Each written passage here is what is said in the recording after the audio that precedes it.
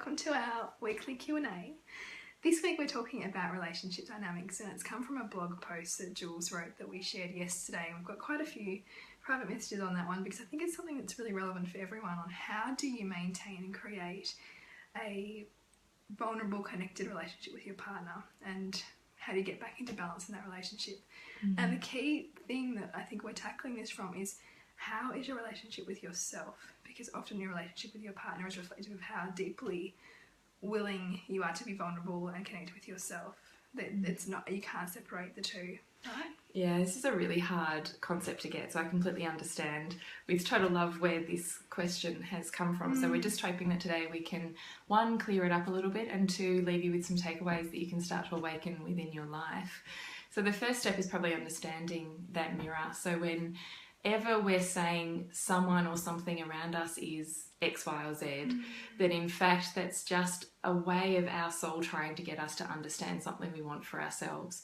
So when I'm saying, you pay no attention to me, really that's me saying to myself, you pay no attention to me.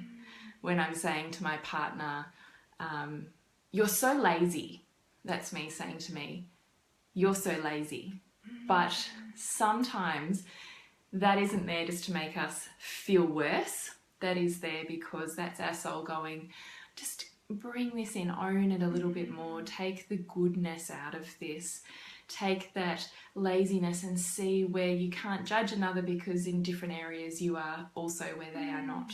So that alleviates the need for judgment, and at the same time love your laziness for what it brings you. What does your laziness bring you? Well, the gifts from laziness can be things like literally the time and the space, the energy to do what you love or what you deeply value or what utterly nourishes you at the core. Laziness allows you the opportunity to put back in because you shut down from everything that's happening around you, right? So who doesn't love their laziness? Because Bridget and I love ours. And in doing that, it allows us to love the laziness in those we see around us, so it no longer needs to trigger us. So when we're looking at the world like this is what we call the mirror, when really the whole world, what we're seeing is us just wanting to wake up to more of ourselves. So when we're bringing it back to partner connection, our most intimate relationships are by far the best at doing this for us, because it's this perfect soul alignment where there's just enough of the different stuff that this on a soul level wants you to awaken within yourself. There's just enough difference to keep things interesting, but enough of the same things to keep you aligned and connected. And really that diving into what that connection looks like is often diving into your own vulnerability.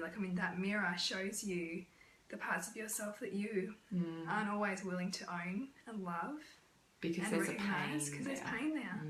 And so a key thing, if you're feeling like your partner is distant from you or they're not connecting and you feel hurt, what is that resistance in you? What are your patterns or triggers that you go back to get out of that yucky feeling that you might have?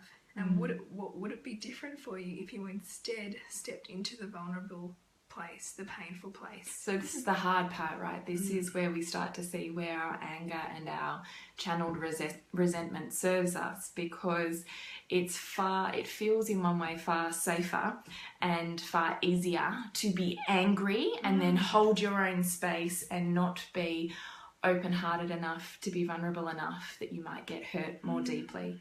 So it's far, on a really deep level, it's far easier for us to be angry and make you right and them wrong and and to stay here guarded than it is to move into the pain and the discomfort that feeling you're getting back is offering you, and then opening up even a little bit more. But as we've said in last week's podcast, I think it was, the challenge is the way, right? So the very thing that you are most resisting is actually the very thing that you most need to enter into, because that is the path. What is that Rumi quote? The light is the way. The pain. The wound is where the light enters you. And the pain is the cure for the pain is in the pain. Yes, the cure for pain is in pain. That's one. I don't know why I don't remember that one.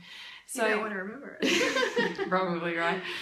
So the point is, what Bridget's saying is, even though this sounds, one, just so simple it seems ridiculous, but two, so painful, why would you do it? It's exactly the two reasons why you would, right? This is the path to a deeper and more awakened connection. Because what if that story you're telling yourself in your head from past experiences, all those pains that are kind of chocked up inside of you that say it's not safe for you to enter this vulnerable situation, what if instead you said to that fear, oh, I see you, but this is not the place for you right now. And instead I'm going to see what happens when I step out of my comfort zone that I've kind of caged myself into and see. What if the opposite happens? And what if you entered that arena going, I know that I've just said or done this, or you've said or done this, but really what I want is this. What if that came back to you?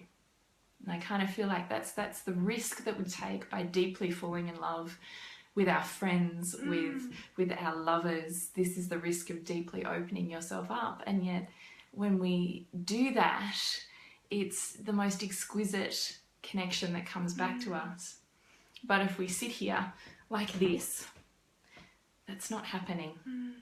So the pain, that's the purpose of going through the pain, right? Because the pleasure isn't right here. The pleasure's down the track. But it does come, and that pleasure just awakens so much more.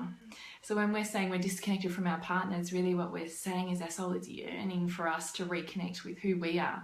What is it that we've ignored within ourselves? What is it we're not willing to listen to or be vulnerable to within ourselves? What is it that we need to spend more time connecting with who this is, so that we don't need someone else to make us feel connected, because we already are. So this is kind of the point we were hoping to get across within that post. Yeah. I think your writing and your tips did that really, really well. But we'd love to open this up, in another video or in some further writing if there's a specific aspect that you want us to cover. And I think there's a whole other podcast simply just in this concept of what are your triggers with your partner and where can you own more of that in yourself. Because once you see them and love them for who they are, they ultimately become who you love, because you're no longer needing to feel like you have to change them or change their behaviour, because it's simply just a change in your own perception, which comes from seeing the mirror that they're offering you about yourself. Those spots that need healing. Yeah. So whenever you are feeling that disconnection or that angst or that kind of thing going on with your partner, the tip that we'd like